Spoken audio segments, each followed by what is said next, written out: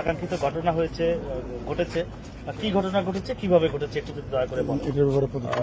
আসলে একটা অত্যন্ত দুঃখজনক ঘটনা, অনাকাঙ্ক্ষিত বিষয়, একেবারে অপ্রত্যাশিত একটা ঘটনা।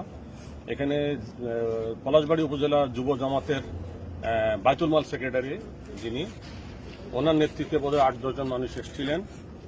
পলাশবাড়ী বাজারের একটা দোকানের মালিকানা নিয়ে দ্বন্দ্ব। মূলত দোকানটা হলো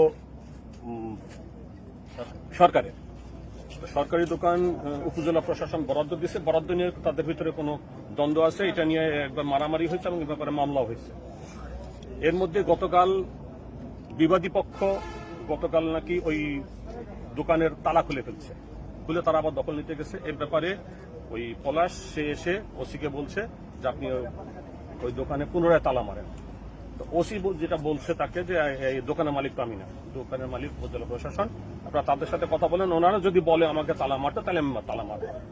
এই তালা কেন মারে না এটা নিয়ে বাকবিতণ্ডা, ওসিকে চাকরি করতে দিবে না, এই সমস্ত বক্তব্য দিয়ে পরবর্তীতে ওসির গায়ে হাত তুলছে। ওসিকে বাঁচানোর জন্য বা করার জন্য, ওদেরকে নিবৃত্ত করার জন্য আমাদের আরো 2-3 জন অফিসার এসেছিল, তাদেরকে মারধর করছে।